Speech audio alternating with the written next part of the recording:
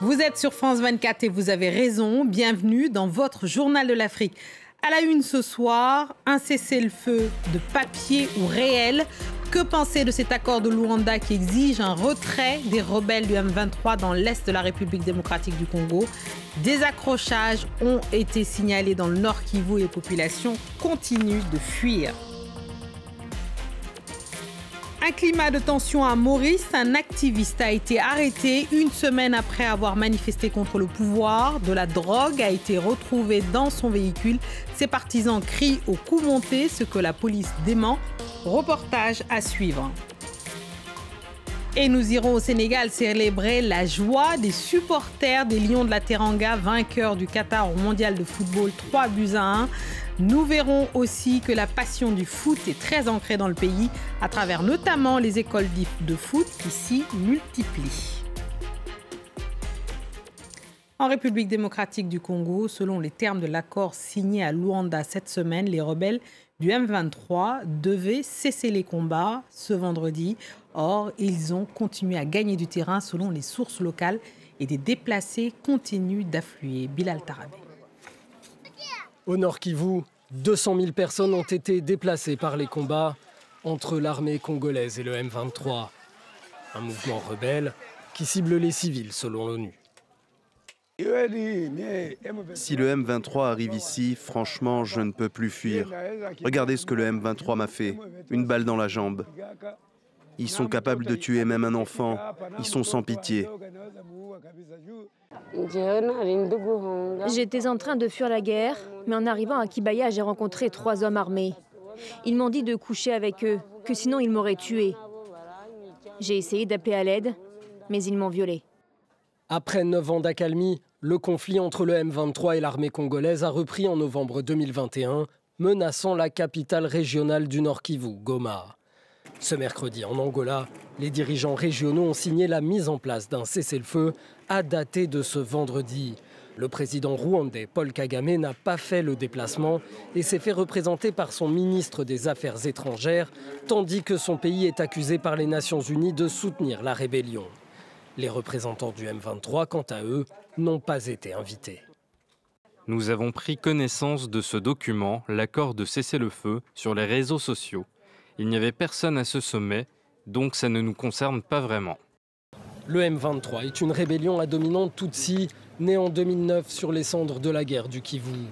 Les rebelles ont repris les armes depuis 1 an, car ils estiment que la RDC n'a pas respecté ses engagements vis-à-vis d'eux, notamment leur intégration dans l'armée congolaise ou encore leur retour au Congo. Et pour aller plus loin, on retrouve Aurélie Bazara Kibangula, notre correspondante à RDC, qui nous fait un point sur le terrain ce vendredi soir, quelques heures après ce cessez-le-feu théorique. On l'écoute. Le cessez-le-feu est entré en vigueur officiellement à 18 h dans la province du Nord Kivu. Selon le document final signé à Luanda, il doit donc y avoir, je cite, une cessation des hostilités en général et en particulier des attaques du M23 contre les forces armées congolaises et la MONUSCO. Le M23 devra aussi engager son retrait des zones occupées avec une date limite fixée au 27 novembre. Alors sur le terrain, des affrontements ont été signalés ce matin vers la localité de Shumba, dans le territoire de Rutshuru. Un membre de la société civile locale nous affirmait y avoir entendu des tirs d'armes lourdes. Une accalmie semble en revanche régner à Kibumba, une localité située à une vingtaine de kilomètres de Goma, le chef-lieu de la province du Nord Kivu. Des affrontements violents y avaient été signalés la semaine dernière. L'un des porte-parole du M23, Laurence Kanyuka, nous affirmait hier que le groupe armé respectera le cessez-le-feu si ses positions ne sont pas attaqué. Il nous disait que le M23 n'est pas à l'initiative des offensives, mais il ne fait que répondre aux attaques des forces armées congolaises. Des accusations démenties par Kinshasa. Un précédent cessez-le-feu avait déjà été décrété en juillet à l'issue d'une rencontre à Luanda, mais il n'a jamais été respecté. Ce soir, dans un communiqué, le M23 dit solliciter une rencontre avec Uhuru Kenyatta, le facilitateur pour la paix dans l'est de la RDC, pour discuter des points concernant le M23 dans cette nouvelle feuille de route de Luanda. Direction l'île Maurice avec cette affaire d'un activiste à la tête d'un rassemblement contre le pouvoir qui a été arrêté. 46 kilos de drogue ont été retrouvés dans sa voiture. Ses partisans crient à un coup monté, mais la police dément. De plus en plus à Maurice, des activistes et journalistes sont les cibles du pouvoir. Reportage d'Abdullah Erali. Il y a 3 semaines, Bruno Lorette, un militant anticorruption bien connu à Maurice, mobilisait des manifestants pour réclamer justice autour du meurtre d'un agent électoral. Un agent sur le point d'accuser le Premier ministre de corruption. Quelques jours plus tard, Bruno Lorette est arrêté avec 46 kilos de hashish dans le coffre de sa voiture. Il dénonce un coup monté visant à le piéger. Nous prenons très au sérieux la version de M. Bruno Lorette. Ce sera une très longue enquête. Depuis le premier jour, il dit que la drogue a été installée par la police dans sa voiture qui était à son domicile. La police n'a pas souhaité répondre à France 24 sur ses soupçons de complot. Le jour de l'arrestation, elle avait appelé la population à ne pas prêter foi aux rumeurs. Mais des associations de défense des droits de l'homme et de lutte contre la corruption observent une tendance inquiétante. Il y a une érosion effectivement de la confiance du public dans des institutions importantes comme la police et la commission anticorruption. Il y a trop de coïncidences en ce moment, donc tout porte à croire qu'il y a une sorte d'intimidation. Cette semaine, ce journaliste du quotidien L'Express a été convoqué au QG de la police pour diffamation criminelle envers le Premier ministre Pravin Jugnauth. De même, le directeur à l'information de Radio Plus a fait l'objet de critiques répétitives du Premier ministre après une série de révélations embarrassantes pour le pouvoir. Depuis, le journaliste se dit être victime de menaces et de trolls sur les réseaux sociaux. Il regrette l'inaction de la police après sa plainte. Rien n'a été fait. Je crains pour ma sécurité, ma famille craint pour sa sécurité et je crains qu'on ne fabrique de fausses charges contre moi. Face à ce climat de méfiance, les partis d'opposition unissent leurs forces et mobilisent leurs troupes.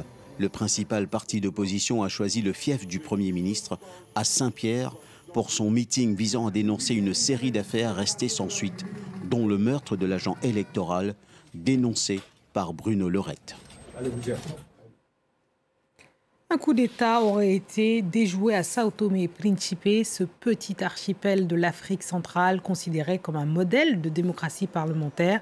Le Premier ministre accuse l'ancien président de l'Assemblée nationale qui a été arrêté d'être l'un des commanditaires.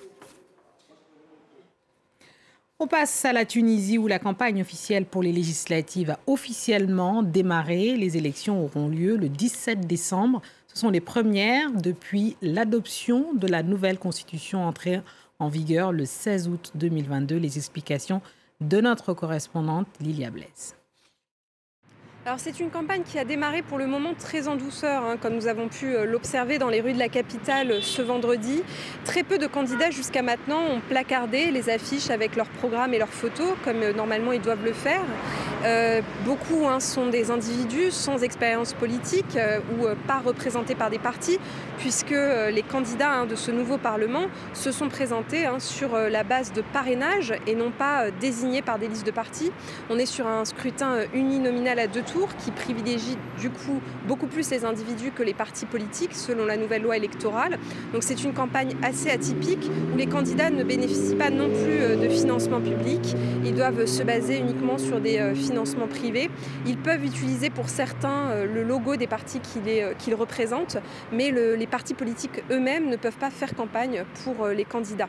Il faut aussi dire que les grands partis politiques qui ont un petit peu occupé la sphère politique depuis la Révolution sont les grands absents de cette campagne. Le parti islamiste Ennahda, par exemple, qui a annoncé qu'il boycotterait le scrutin, tout comme il avait boycotté le référendum constitutionnel, puisqu'il ne légitime pas le processus de prise de pouvoir du président de la République, Kais Saied. Le parti d'Estouriens libres aussi, présidé par Abir Moussi, anti-islamiste et qui se revendique de l'héritage de l'ancien président Habib Bourguiba, a porté plainte contre l'organisation en charge des élections en dénonçant les irrégularités du processus électoral, notamment le fait qu'il y avait certaines circonscriptions où il n'y a aucun candidat. Et puis pour finir, les grands absents de cette campagne, ce sont les femmes qui ne sont qu'une centaine à s'être présentées sur plus de 1000 candidats. Allez, on va au Sénégal retrouver la joie de tout un pays après la victoire des Lions de la Teranga qui ont battu le Qatar au mondial de football en phase de poule, 3-1, ce qui relance le pays dans la compétition après une entame de tournoi un peu décevante. Ambiance d'après-match avec notre correspondante à Dakar, Sarah Sako. La joie, le bonheur des supporters sénégalais qui célèbrent la victoire des Lions contre le Qatar ce vendredi dans toute la capitale, en chantant, en dansant. C'est vraiment le ouf de soulagement ici à Dakar. Le Sénégal reste dans la course et évite l'élimination. Nous avons rencontré ces supporters à l'issue du match. Je vous propose de les écouter. Je suis le plus joyeux du monde à ce moment-là, à ce moment précis. Franchement, le Sénégal, c'est réellement une merveille de supporter cette équipe. Très contente parce que franchement, on avait un peu perdu l'espoir. Mais aujourd'hui, ils ont montré que franchement, voilà quoi, nous sommes très contents et fiers de nos joueurs. Je suis fier de ce groupe, de cette équipe. Sans Sadio Mané, on a montré qu'on peut le faire, tu vois. Donc, alhamdoulilah, on attend la suite. Et les Sénégalais ont déjà les yeux rivés vers le prochain match de Lyon. Ce sera mardi face à l'Équateur. Une victoire leur permettrait de se qualifier en 8e de finale, ce dont rêve toute une nation. Et on reste au Sénégal, qui est devenu ces dernières années l'un des plus grands pays de football du continent africain, vainqueur de la Coupe d'Afrique des Nations.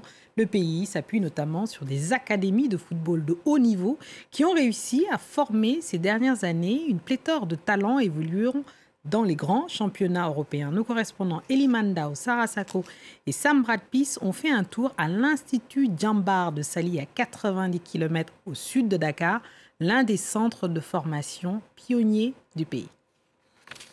Abdoulaye est un pensionnaire de l'Institut Djambar, l'un des plus grands centres de formation de football au Sénégal. Le défenseur central de 18 ans rêve de faire une carrière en Europe. C'est mon rêve de jouer dans le championnat anglais et aussi être performant tous les jours, signer professionnel. Le Sénégal est le 3e plus grand exportateur de joueurs en Afrique selon le Centre international d'études du sport. À l'Institut Djambar, les entraîneurs misent sur un programme de formation qui répond aux standards internationaux. Et l'objectif, c'est de les professionnaliser, de leur apprendre ce que c'est que le football professionnel, ce que c'est que de récupérer, de bien manger, de bien boire. À l'Institut Djambar, les pensionnaires détectés dès l'âge de 12 ans sont formés au football et à l'école, nourris et logés gratuitement. L'objectif est de les placer sur le marché lucratif des championnats européens une fois adultes. Idrissa Gueye et Bamba Dieng, 2 stars de l'équipe nationale qui participent à la Coupe du Monde, ont été formés par l'Institut. Pour ce formateur, les centres comme Djambar sont essentiels au succès du football sénégalais. Ce n'est pas le fait du hasard, c'est le fait d'une formation, d'un travail continu qui fait qu'aujourd'hui, le Sénégal est à ce niveau, en gagnant la Coupe d'Afrique et puis en étant à la Coupe du Monde. Au football, maintenant, je pense dans tous les domaines, si on ne travaille pas, on ne peut pas avoir de résultats.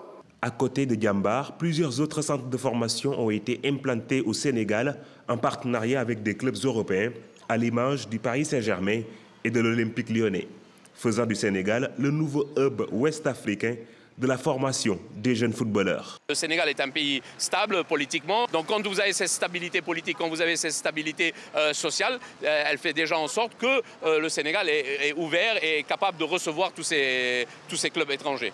Les académies espèrent une subvention de l'État pour améliorer davantage la qualité de la formation locale. C'est ainsi que nous refermons cette édition du Journal de l'Afrique. Merci à tous ceux qui nous ont suivis partout dans le monde, et en particulier de Goma à Port-Louis, en passant par Doha. Restez avec nous car l'actualité continue sur France 24.